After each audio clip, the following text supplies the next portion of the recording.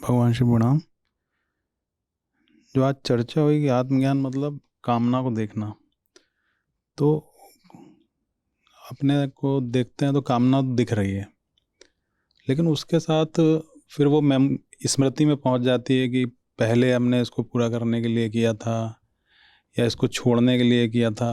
तो उससे एक डर पैदा होता है कि डर आ रहा है कि मतलब पूरा होगी कि नहीं, और जबकि ऐसी कोई मंशा नहीं है कि कामना के पीछे भाग रहे हैं, लेकिन कामना तो है, ये तो दिख रहा है कि। तो ऐसे में कहाँ पे वो रुकें, ये समझ नहीं आ रहा है। देखना जानना मतलब बस ये नहीं कि कुछ है, जो है वो कौन है। नहीं तो हमने जो है उसकी बस खाल को जाना ना। उसमें ये भी देखना होगा वो कौन है। मैं कोई चीज़ चाहता हूँ या मैं किसी चीज़ से डरता हूँ, तो बात क्या है भीतर। डर कहाँ से आ रहा है? ऐसा ही डर तो पहले भी आया हुआ है। यही कामना पहले भी थी, कई बार पूरी भी हुई थी। ये जिस चीज़ का अभी डर है, वो डर कई बार साकार भी हो चुका है। लेकिन अभी डर जिस अनुपात में धमकी दे रहा है, वैसी तो कोई घटना पहले घटी नहीं।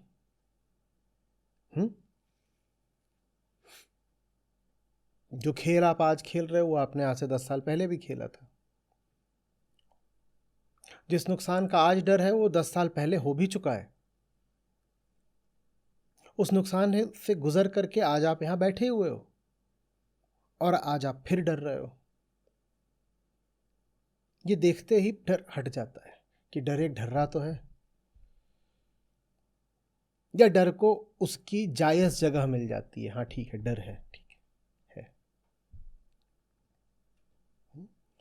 जब तक डर को उसकी सही जगह पर नहीं रखा जाएगा, जाना नहीं जाएगा कि ये किस क्षेत्र का निवासी, ये कहाँ से आता है, इसका पता ठिकाना क्या है, सिर्फ ये कह देने से कि वो डर है, उसका प्रकोप कम नहीं होगा। बात समझ रहे हैं? कोई मिलने आया है, दरवाजे पे दस्तक दे रहा है, भयानक दिख रहा है। क्या केवल ये कह देने से कि जो आया है मैंने उसको देख लिया और वो भयानक दिख रहा है, डर कम हो जाएगा? याद करिए ना, वो बहुत बार पहले आ चुका है। याद करिए कि आज जो धमकी दे रहा है उसने पहले भी दी है। याद करिए कि उस धमकी से आपको जो नुकसान हो सकता है वो पहले हो चुका है। और याद करिए कि उन सब बातों से गुजरकर आज आप फिर बैठे हुए हैं। वो चीज़ें समझनी होती हैं। मैं क्यों कह रहा हूं कि स्मृति का सहारा लो? क्योंकि डर आता ही नहीं है स्मृति के बिना। अगर स्मृति बिल्कुल ना हो तो आप डरना बंद कर देंगे। छोटे बच्चे सांप से नहीं डरते। एकदम छोटा बच्चा हो वो सांप से नहीं डरता, बहुत बार होता है वो खेलने लग जाता है। यही 2-4 बार सांप से जुड़ी कोई स्मृति पैदा हो जाए, कुछ घटनाएं हो जाएं, फिर वो सांप से डरेगा। तो जब स्मृति पर बैठकर डर आता ही है तो उसी स्मृति का सहारा भी लेना पड़ेगा ना, डर को समझने के लिए। बात क्या है? जो कुछ भी भीतर हो रहा है, चूंकि वो स्मृति, बुद्धि, तर्क सब कुछ लेकर के आ रहा है, इसीलिए कुछ गलत नहीं हो गया अगर उसको देखने की प्रक्रिया में भी स्मृति, बुद्धि, तर्क इन सब का भी आप उपयोग कर लें। हालांकि इन सब के उपयोग के बाद भी असली काम तो उस एक, जैसे बोलते हैं ना, the sudden epiphany, like a thunder bolt. बिजली कौंध गई, बादल कड़क गए, गरज गए। वो आखिरी चीज तो वो अकारण ही होती है और वो यकायक ही होती है। पर उस आखिरी चीज तक पहुंचने के लिए स्मृति, बुद्धि, इन सब का सहारा लेना पड़ता है। वो जो एपिफेनी समझते हैं ना, सडन रियलाइजेशन, वो जो एपिफेनिक क्षण होता है, उस तक जाने के लिए उन सब का सहारा लेना ही पड़ेगा जिनके ऊपर बैठ करके डर आया है।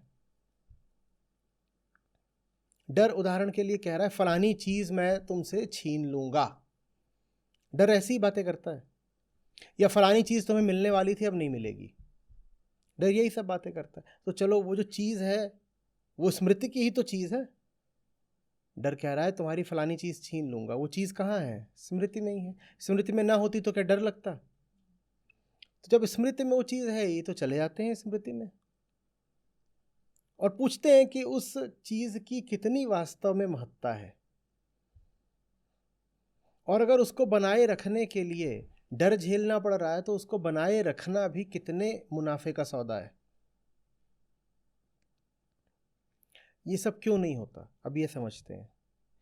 क्योंकि डर के क्षण में हमें लकवा मार जाता है, हम भीतर से पैरालाइज हो जाते हैं, हम इतना डर जाते हैं कि काट हो जाते हैं।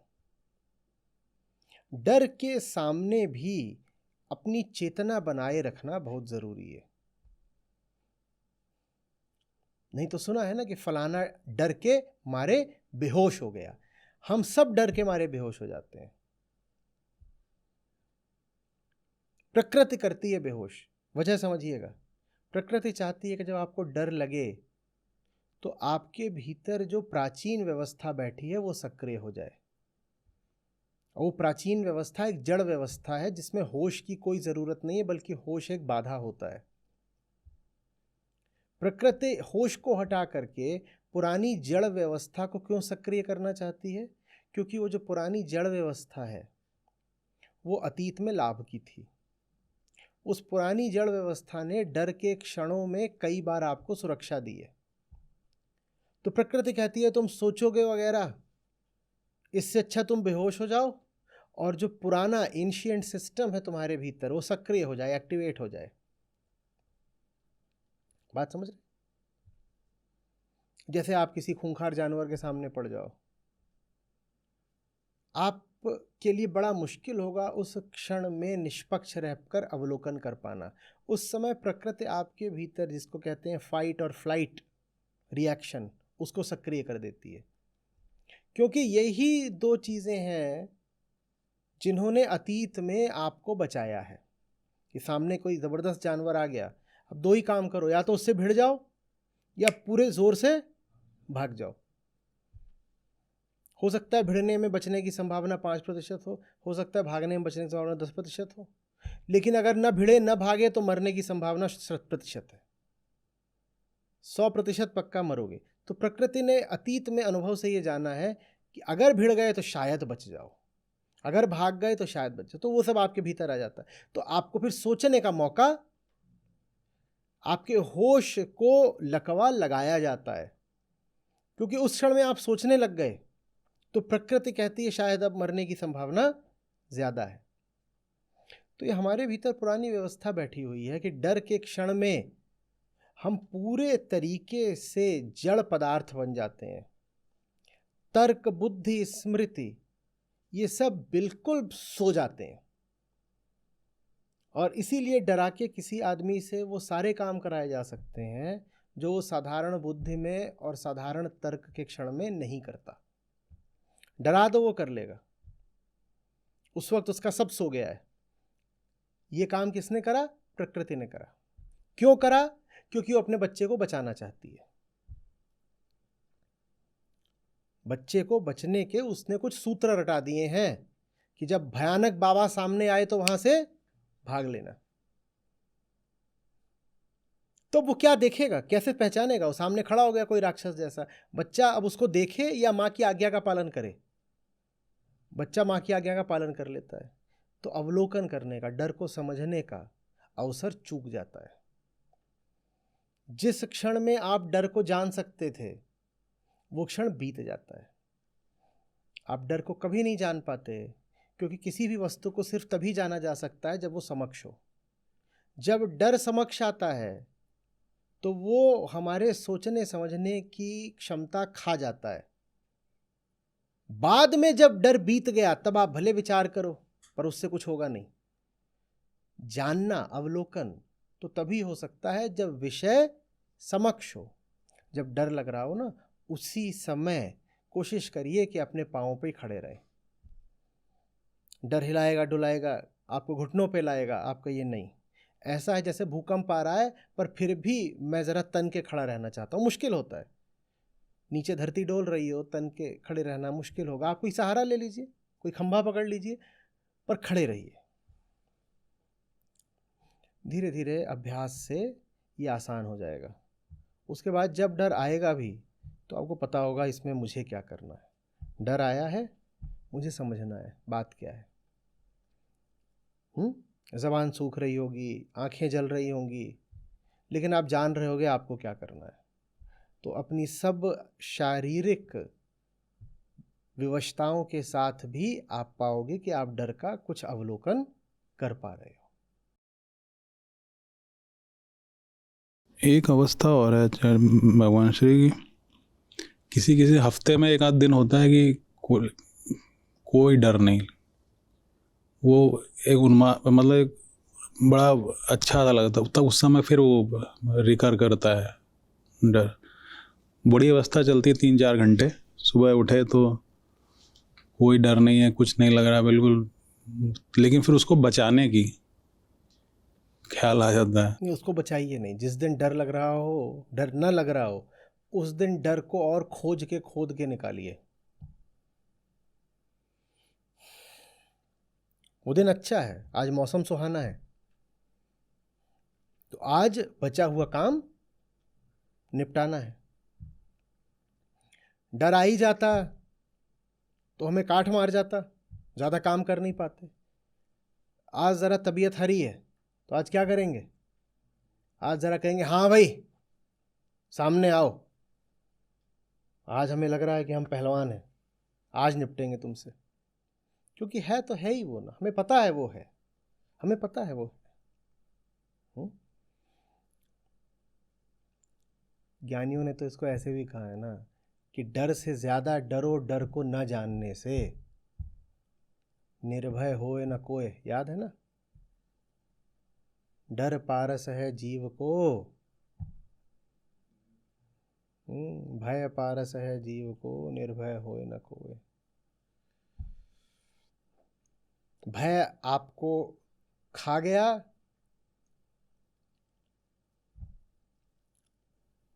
तो दुश्मन है आपका,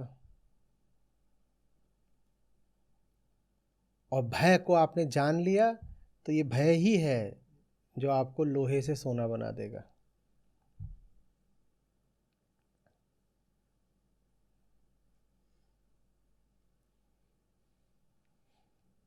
ये सब बातें लेकिन उस क्षण में बनी रहें जब वो आता है,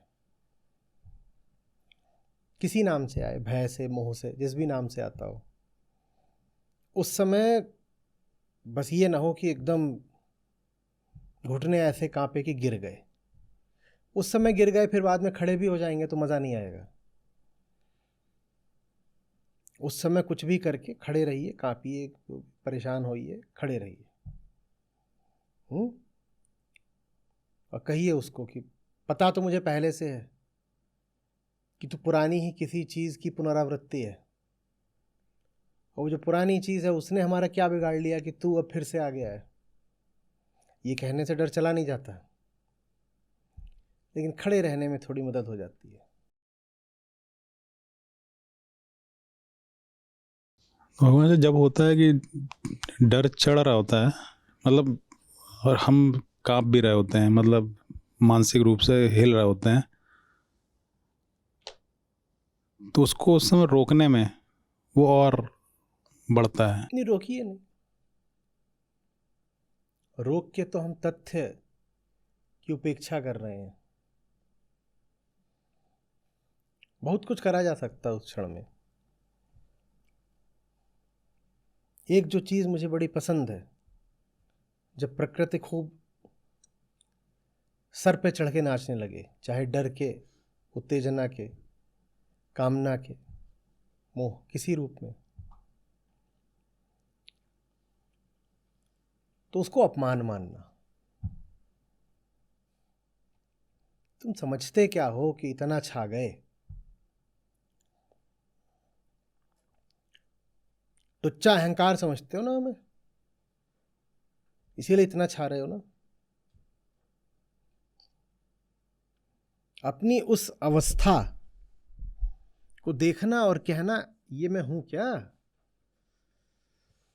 ये होना है मुझे कि फलानी चीज आई, कोई विषय, कोई विचार, और हमें इतना डिगा गया, ये होना है क्या? बात समझ रहे?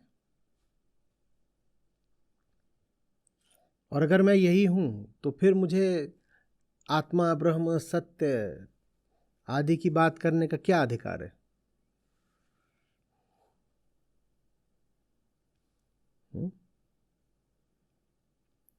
अहंकार अगर अपने सहारों से ही लड़ जाए तो हमें चाहिए ऐसा अहंकार। अहंकार माने कौन? जो सदा किसी पर आश्रित है। अब अहम अपने होने के लिए भय पर आश्रित होता है। भय चाहे कोई विषय हो, चाहे कल्पना हो, जो भी हो। ऐसा अहम जो भिड़ गया, किससे? अपने ही भय से, अपने ही सहारों से, अपने ही विषयों से। ये अहम तो अब आत्मा के प्रेम में है।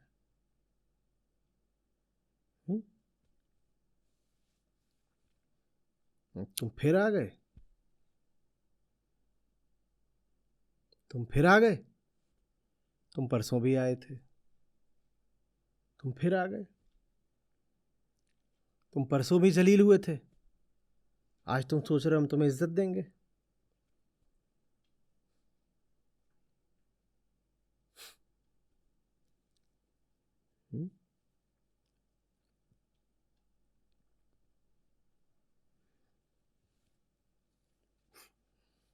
ब्यूटीफुल माइंड है ना जॉन नैश की।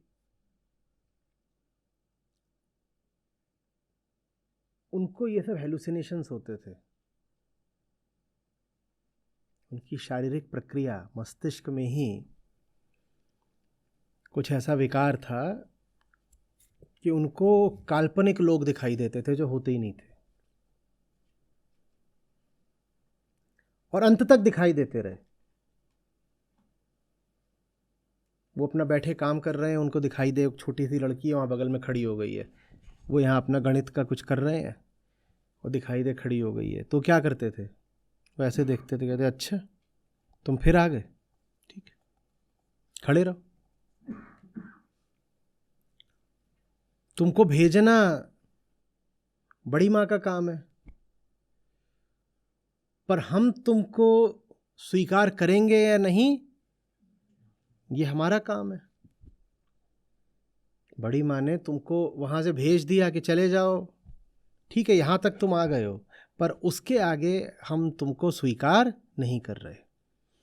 हमारे दरवाजे तक तुम आ गए, ठीक है वहां हमारा कोई हक नहीं, पर दरवाज़ा हम खोल नहीं रहे। तो पहले वो बहुत परेशान हुए। वो अपना चलें कैंपस में तो उनको लगे ये सब आसपास चल रहे हैं, लोग दिखाई दें, चीज़ें दिखाई दें, ये सब हो, और लोग जो दिखाई दें वो बिल्कुल उतने ही असली लगें जितना असली लोग होते हैं। फिर उन्होंने कहा कि जब ये चीज़ हट ही नहीं सकती, जब ये चीज़ मेरे शरीर से उठती है, तो मैं बस इसकी उपेक्षा करूँगा, और मैं याद रखूँगा कि ये जो आज आया है ये कल भी आया था। कहीं पर है शायद ऐसा, आप लोग पढ़िएगा, मुझे ठीक से याद नहीं। एक से तो उन्होंने पूछा तेरी उम्र नहीं बढ़ती?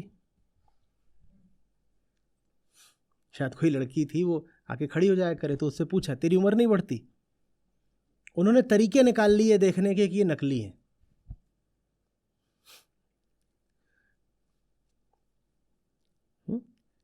तो जो आपको परेशान करने आ रहा हो उसी का इस्तेमाल कर लीजिए, उसकी फॉल्सनेस, उसका मिथ्यात्व देखने के लिए। वो उसी को देखते और बोलते तेरी उम्र नहीं बढ़ती, क्योंकि तू 2 साल से आती है मुझे परेशान करने, और तू 2 साल से इतनी की इतनी है।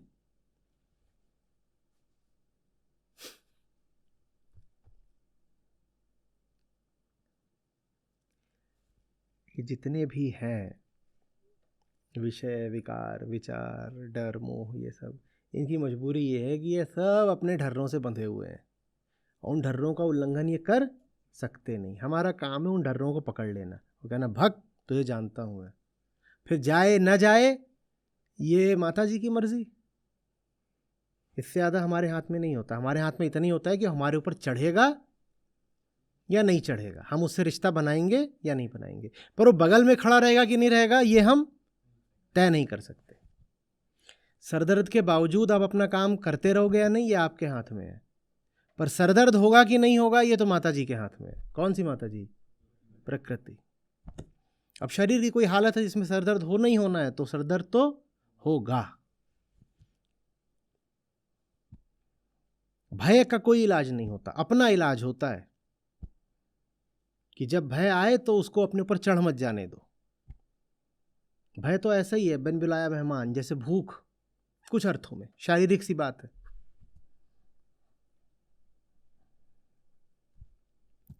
बच्चा पैदा होता है ना, उसमें भय के बीज पहले से विद्यमान होते हैं। शारीरिक बात है भय। पर भय, मोह, काम, इनको आप अपनी पीठ पे चढ़ाओगे या नहीं चढ़ाओगे, ये आपके हक की बात है।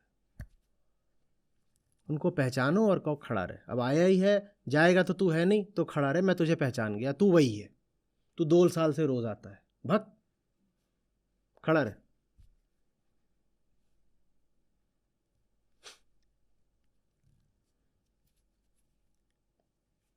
उसको इतना भी महत्व मत दीजिए कि डर लग रहा है तो छुपाएं। कहिए हाँ अभी डर है, आया हुआ है, डर है, अपना काम करते रहिए। कोई कहे अच्छा डर है तो फिर कुछ करते क्यों नहीं? कर तो रहे अपना काम। डर को सही जवाब यही है कि हम डर के बारे में कुछ नहीं करते, जो सही है वो करते। डर की मौजूदगी में भी जो जरूरी है, जो आवश्यक, जो सही है, हम वो करते। डर को लेके हम कुछ नहीं करते, उसको तो बस हम पहचानते हैं। आत्मज्ञान यही है, वो आया हम पहचान गए, आ गई पुरानी चीज फिर से।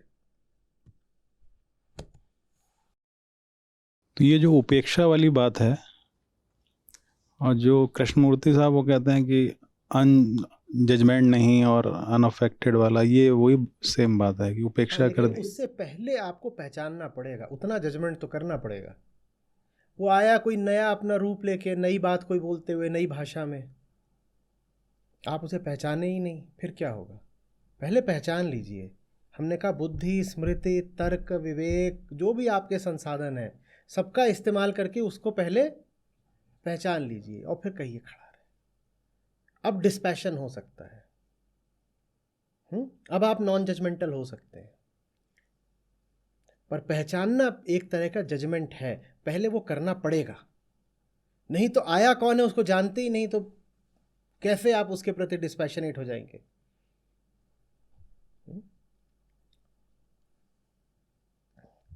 बहुत राहत की बात होती है यतीन जी, ये देख लेना कि कुछ भी नया नहीं हो रहा अपने साथ।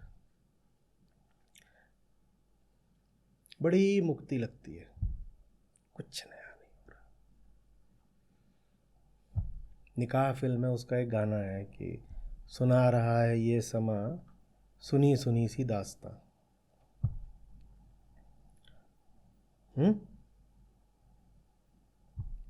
वो उसने दूसरी शादी कर ली होती है लड़की ने, तो उसका दूसरा शौहर होता है वो भी उसको हनीमून के लिए वहीं ले जाता है जहाँ पहला लेके गया होता है। तो वो गाना शुरू कर देती है, हवा भी है रवा रवा, फिजा भी है जवा जवा, और सुना रहा है ये समा, सुनी सुनी सी दास्तां। ये तो वही जगह है, वहीं फिर आ गई मैं।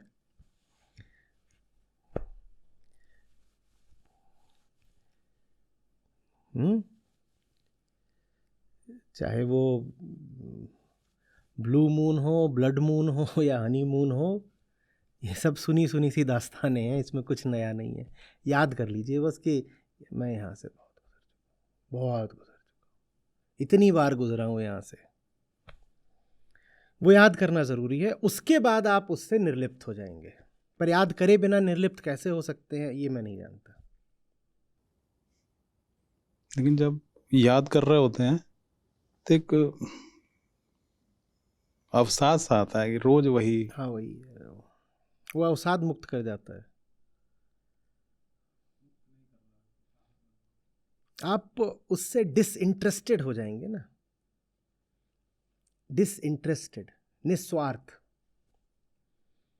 दिख रहा है ये चीज पहले हो चुकी है, अब उसमें कैसे रुचि बचेगी आपकी, इंटरेस्ट कैसे बचेगा? मुक्त हो गए। जो फिल्म आप देख चुके हैं वो दोबारा दिखाने बैठा दिया किसी ने, कितना इंटरेस्ट आएगा?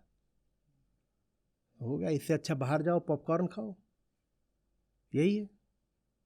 ये मूवी 70 बार पहले देख चुके हो और पकड़ में आ गई बात। ये वही वही पिक्चर बार बार हमें दिखाई जाती है और टिकट का हम टिकट पूरी लगती है, लुटते बराबर के हैं। बोलो इससे अच्छा बाहर जाओ, पॉपकॉर्न खाओ। वही एक पिक्चर है, वही दिखाई जा रही है बार बार, वही घिसे पिटे उसके।